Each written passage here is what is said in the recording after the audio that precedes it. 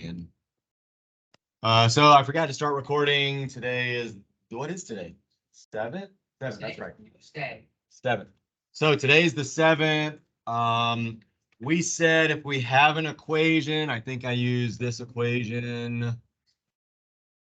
One way to graph it is to come up with X and Y values that work for the equation. So we said if I plug in 0 for X, well, that means the left side has to be 1 because the right side is 1 and the left side is 1. Oh, I'm sorry. So the value of X is 0. So I just plugged in 0 right there. So X is 0 and Y had to be 1. So that is a point that we can use to graph. Then you just do that again, plug in a different X and a different Y, as long as it makes the left side equal the right side. I think we used 4 for X. Well, 4 plus 1 would be 5. So on the left side, we need to have a 5, which means Y has to be 5. So that point is 4, 5. X was 4, which meant Y had to be 5. So if I plot that point, that was right here. That line would be made up of every single value, including decimals, fractions, everything that makes the left side of this equation, which is Y, makes this side equal this side. Whatever X and values work, make up the line. The line is an infinite number of answers to the equation. Now we're starting to graph using the slope-intercept form, and you're pretty much caught up. I'll continue the lesson. All right. So in this equation, the number being multiplied times X, so again, mx means m times X, is this number. Do not write X in every year. Someone does it, like how many times I say it. And they put X in every single one of them. I mark every single one of them wrong and they fail that section. If you're here, there's no excuse for it. Sometimes it's people that just miss a lot of classes and then don't watch the video. So that's one thing you have to be able to pull out in order to do this graphing. The other thing is just the y-intercept. So if you need to write this note down, the y-intercept is the number that's just all by itself. It does have to be on the same side as the x. Like if there's a number all by itself over here, you don't use that. It's got to be on the same side as the x. So there will be, in every case where you have to graph like this, well, not in every case, I guess, because sometimes we had like y equals 2x, so there was no number. We'll get to that when you start graphing. The y-intercept is the number all by itself, but don't forget to include, if there's a negative sign there instead of a plus sign, instead of an addition sign, remember you have to include that. That makes it a negative y-intercept. So you'll see when I put an equation up on it. Any questions? I'm going to make the first one tough because I'm really only going to do one, and then you're just going to practice, and you'll start with the easier ones when you practice. So if I have this equation, that's not good.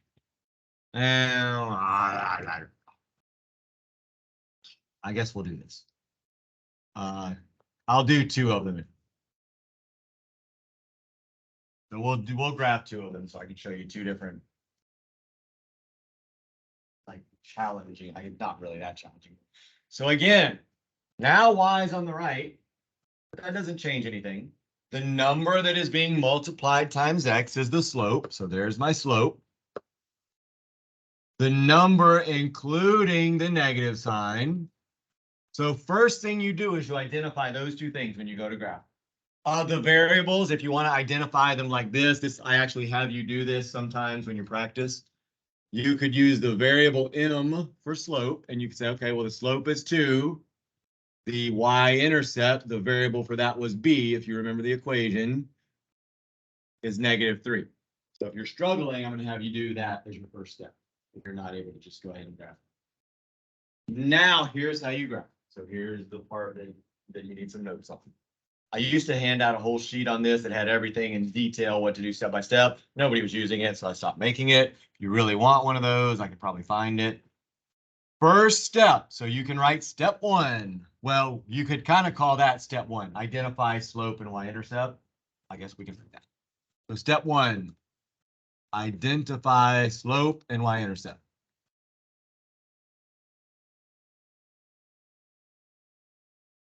Step 2. And these are only, by the way, for when y is all by itself. Y is all by itself on that side. There is nothing else besides y on that side. Make that note. Because we're going to learn a different method, and it's for equations that don't look like this, and you do them both totally separate ways. Now, all you do is you put a point on the y-intercept. That's your second step.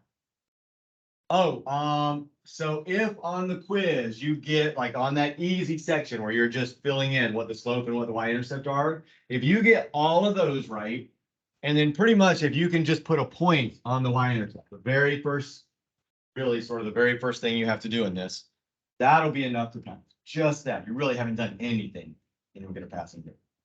So the y-intercept we said was what from that equation up there? Daniel came in late, so let's see if you're caught up. What is the y-intercept in that equation? The 2x subtract 3 equals y. Not a label for you. One of those numbers is the y-intercept in that equation. It'll always be a number, by the way. Y-intercept is never the variable y. Look, where does it say y-intercept? Y-I-N-T. Up in the equation, top part. -3.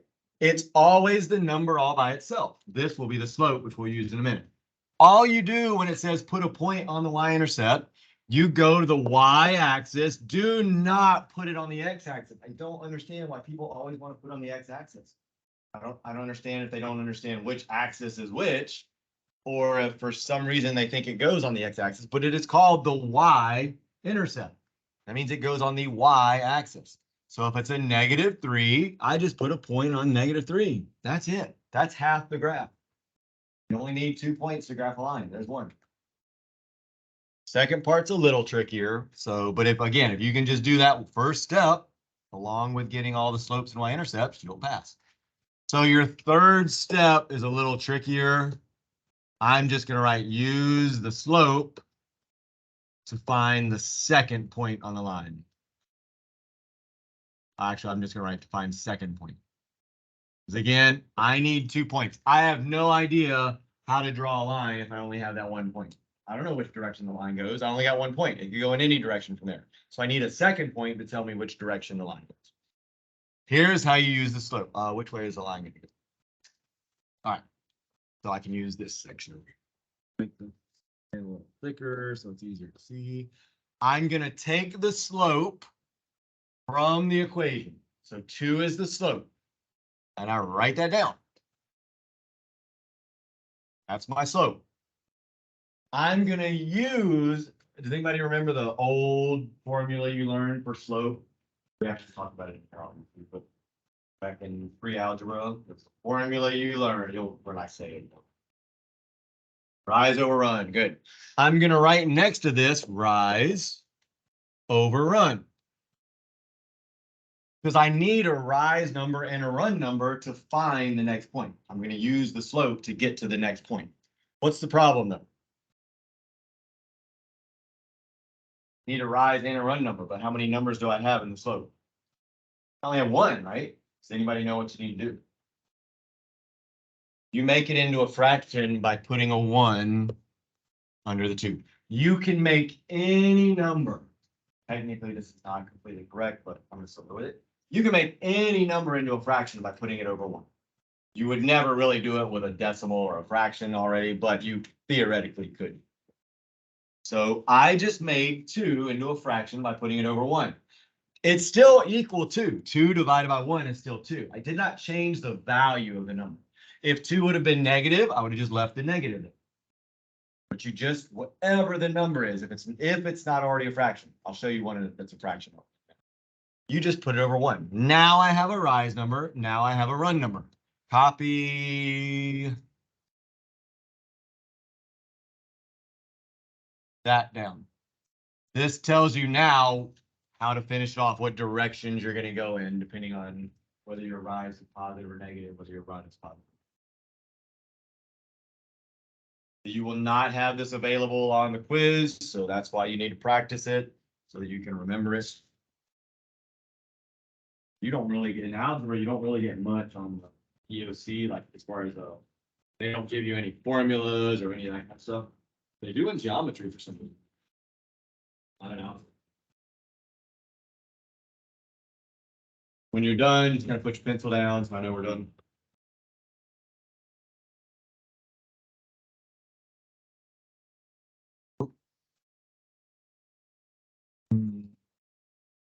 You have one of these already, right? Haley, both of you. Chris, things, Crystal.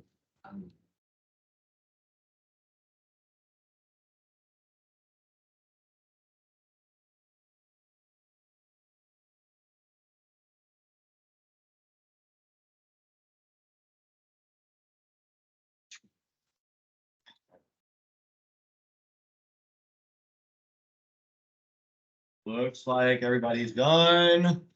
All right, so again, these are the instructions as to which direction you go based on whether your run is positive or negative or your rise is positive or negative. I'm going to try to just explain it to you, like, and hopefully this will keep you from even really needing this. So rise is going to be a direction. Well, it's one of two directions. Sometimes you're going to have to go left or right. Sometimes you're going to go up or down. If you remember when I told you the story about the woman I was married, it's kind of that same thing. You're going to have to do a left or right, and up or down. When it comes to run, if you want to go in a positive direction, any guess as to which way a positive one run? Left, right, up, down, what do you think? Is it up? Left? I got every answer. Somebody else say left, so I have.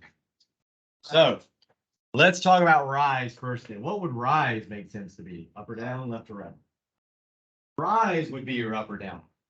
So rise is always going to be either up or down. So that eliminates that from run. So now you know run has to be left or right. Again, think about like some people use Superman. Superman runs like this way, right? Runs left or right, then rises up or down. So if that helps you remember that, you can come up with your own. The run being positive would mean you would go right, because if you think about a number line, so this is my run number, left and right, the numbers are getting bigger this way, more positive. So positive is to the right for run. So therefore, if positive would mean to the right, run would mean a negative run would mean left. Rise, I think, is easier because a positive rise to me, if you're getting higher, that's a positive number. So a positive rise means up, a negative rise then would be the opposite. Come up with your own if those aren't easy for you to remember, but you need to be able to remember them.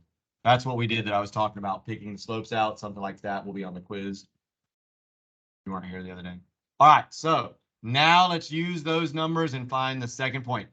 Do not start from the origin. That's another mistake kids make. They come up here and try to use the rise and the run.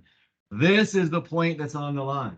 We need to start from there to find the other point on the line. 0, 0 is not going to be on the line. We don't want to start from that. So I take my positive run. Which way did I say positive run is? Right, correct? So I call them hops. Because if people count, they always want to count this point as 1. That is not a 1. I hop 1 to the right. That's 1 hop. So run was positive, 1 was the number, so there's 1 hop. Now I need to have a positive rise, which is which direction? Up. So my number is 2, so I hop up 2.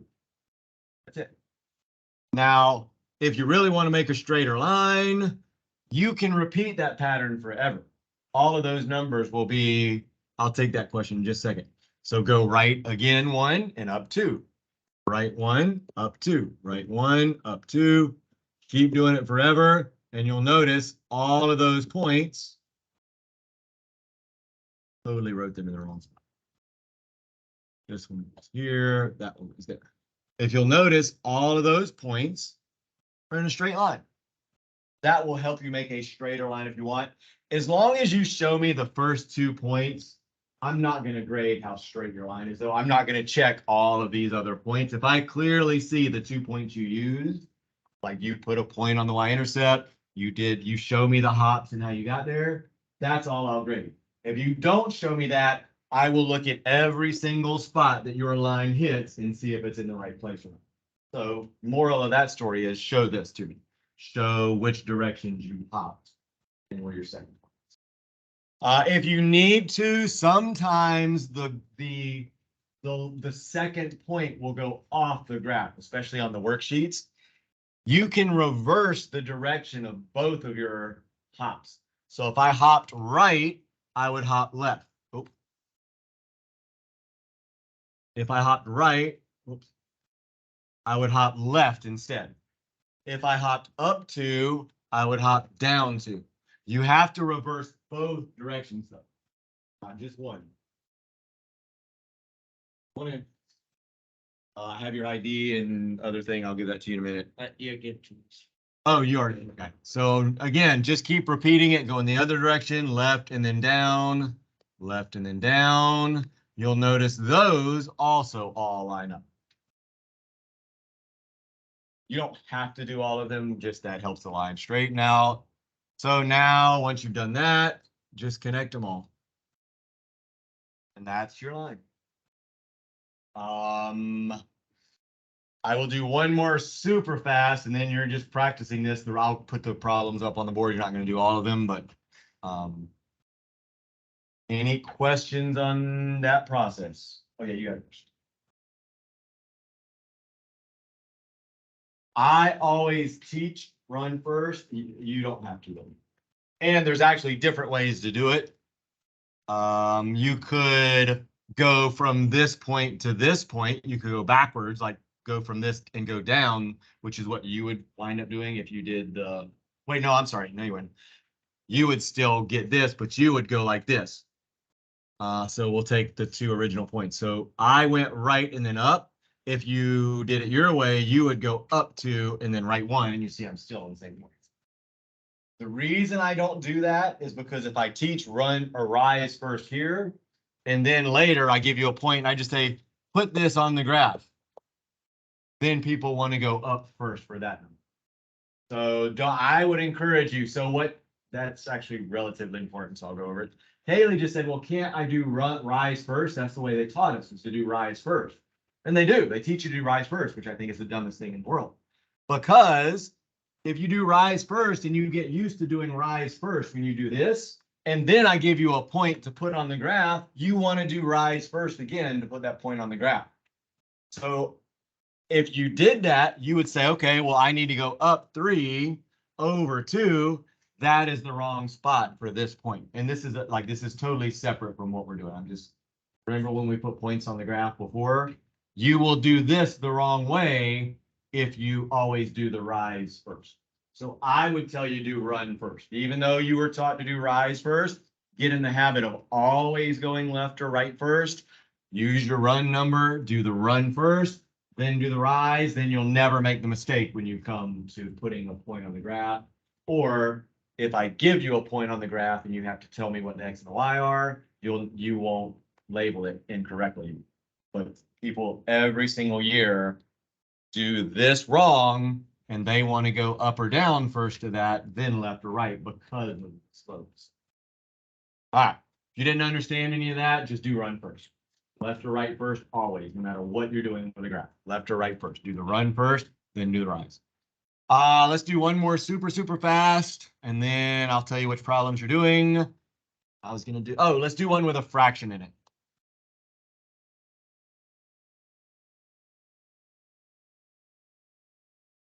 So we got a little bit of stuff going on. Actually, a lot of stuff. Now I've kind of switched the order of things. So let's first of all identify, and this is always a good idea, even especially when you first start practicing. What is my y-intercept, Danielle? It is. This is not the slope. It doesn't matter what the first number is, matters what number is with the x. This is the y-intercept.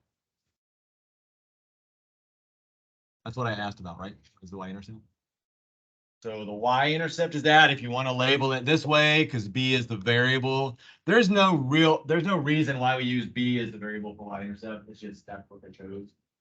They can't use y because y is one of the points in on the line, the x and the y, so you can't use y. So they just chose B. So B stands for the y-intercept. M stands for the slope. Again, no idea why they chose it for slope. I mean, that goes back hundreds, if not even thousands of years when this was created. So the slope number then would be everything including the negative. So the slope is negative 3/4. So we have a fraction for this slope. Now we can go ahead and start graphing. First step we said was what? Gabrielle, what was the first step? Should have written it down. Again, if I put, see, this is what drives me crazy about students. I told you what to do. Not only did I tell you, but I said write it down. Here are the steps. There should be nobody in here that can't read what they wrote down. Write it down. First step, put a point on the y-intercept. So if you didn't write that down, right? I'm not rewriting it for you. You can go back and watch the video. Well, technically we said maybe the first step is identify the slope and the y-intercept, I guess. So you can write identify slope and y-intercept from the equation. Second step, put a point, write it down. You don't have a pencil, come get a pencil. If you're too lazy to get one out of your bag, get one out of your bag. Drives me crazy. I'm telling you how to get an A on quizzes. Do this, this, and this, and nobody writes it. Well, not nobody, but some people just sit there and just watch, like they're gonna absorb it. Second step, if this is the y-intercept, I just put a point on the y-axis. Remember, it has to be on the y-axis. I put a point on that number 2. Not difficult if you just practice and you take notes. This is certainly the more difficult step, is finding the second point. But we said take the slope from the equation. So negative 3/4 is the slope. Here's sort of the tricky part. So there's my slope. Next to that, I didn't really say this when we did it, but next to that, right, I would always do it just like this, especially as you first start. Don't take shortcuts. Right next to that, right, rise and run, rise over run. Now here's what you have to remember to do. If you have a negative fraction, you got to make, I'm just going to tell you, make the top number the negative. Move this negative sign up to the top number. If you don't have a fraction, the top number will already be the negative number if it was a negative slope. Make the top number the negative number.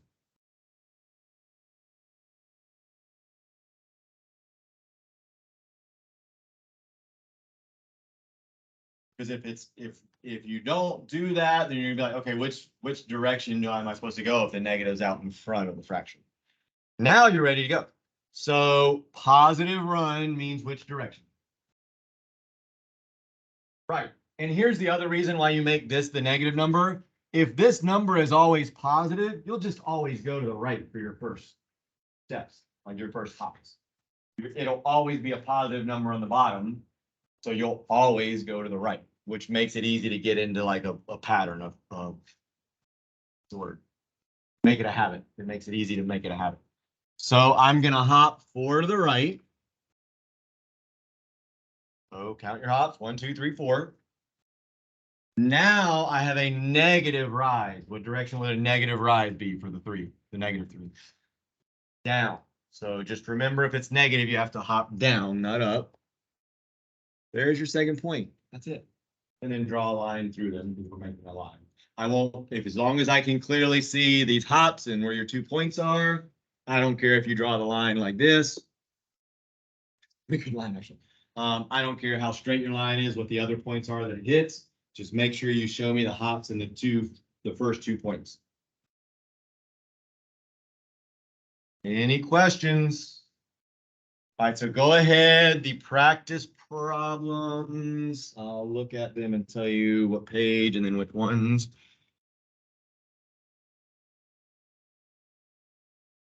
Some of them you won't necessarily be able to do today. But if you want to try them, you can do it the other way, like create a table like we did.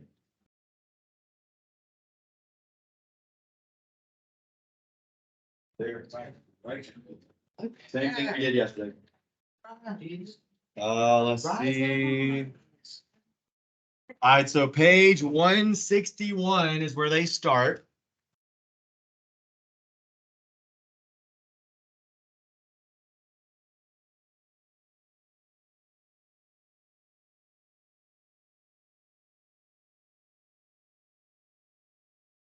So page 161, you're gonna do 1 through 8.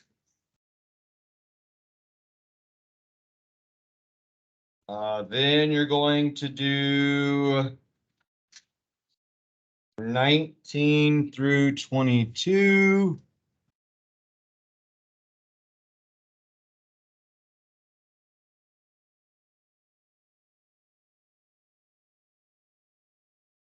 Oh, I'll give you graph paper in a minute because they don't, for some reason, give you graphs. I don't really understand that.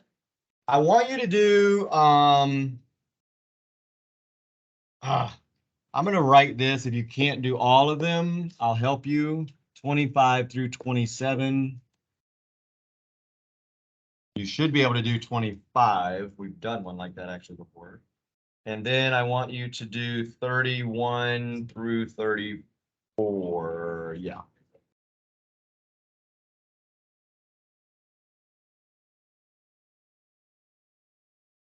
Oh, actually, I know what we'll do on Friday. Maybe we'll. Yeah, we'll probably do 2 things. Still from this packet. All right, so those are the ones you should be able to do today. If you get done with all of those, I may have you do 1 or 2 more that are in this same pages, but that are a little tougher. So you have the rest of today to practice. Again, if you get this down, there's nothing really for me to change. There's no way to make it really harder. Graphing is graphing. So if you can do mainly these, probably 19 through 22, I think, and 31 through 34, the most important ones.